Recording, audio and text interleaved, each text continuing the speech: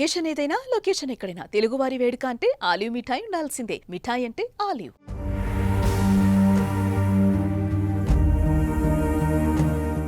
వరదలతో నగరం అల్లకల్లోలమవుతుంది. అనేక మంది మృతి చెందగా పలువురు రోడ్డున పడ్డారు. రవాణా వ్యవస్థ అస్తవ్యస్తమైంది. అనేక ఇళ్లు దెబ్బతిన్నాయి. ప్రజలంతా బిక్కుబిక్కుమంటూ బతుకుతున్నారు. దీంతో ఆ నగరమంతా ఇప్పుడు చిగురుటాకులా వణుకుతోంది. ఇది అమెరికాలో టెక్సాస్లో ప్రస్తుత పరిస్థితి. మరి తెలుగు రాష్ట్రాలలో వర్షాలేవి అనే ప్రశ్నకు ఇప్పుడు ఓ గుడ్ న్యూస్ అందించింది భారత వాతావరణ కేంద్రం. అవును, జార్ఖండ్ మీదుగా ఉపరితల ద్రోణి కొనసాగుతుందని, ద్రోణి ప్రభావంతో తెలుగు రాష్ట్రాలలో 2 రోజుల పాటు విస్తారంగా వర్షాలు కురుస్తాయని అంచనా వేసింది.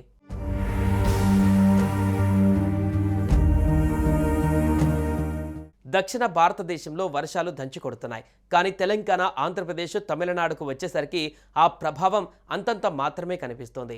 గత 3 రోజుల కిందట వానలు వచ్చినట్లే వచ్చి ఆ తర్వాత ముఖం చాటేశాయి. అయితే ఈ క్రమంలోనే మంచి శుభవార్త చెప్పింది భారత వాతావరణ కేంద్రం. జార్ఖండ్ మీదుగా ఉపరితల ద్రోణి కొనసాగుతుందని, ద్రోణి ప్రభావంతో తెలుగు రాష్ట్రాలలో 2 రోజుల పాటు విస్తారంగా వర్షాలు కురుస్తాయని అంచనా వేసింది. అలాగే తెలంగాణలోని 5 జిల్లాలకు ఐఎండీ ఆరెంజ్ అలర్ట్ జారీ చేసింది.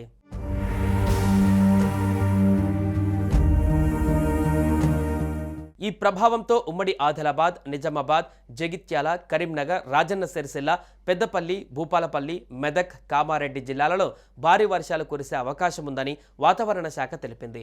ఇంతేకాకుండా గంటకు 40 నుంచి 50 కిలోమీటర్ల వేగంతో ఈదురుగాలులు వీచే అవకాశం కూడా ఉందని వాతావరణ శాఖ స్పష్టం చేసింది.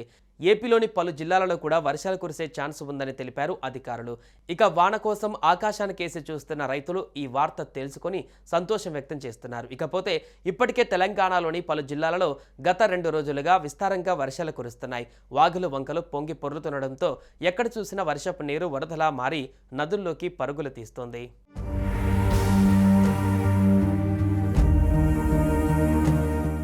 సుమన్ టీవీలో మీ పర్సనల్ అండ్ బిజినెస్ ప్రమోషన్స్ కోసం కింది నెంబర్కి కాంటాక్ట్ చేయండి.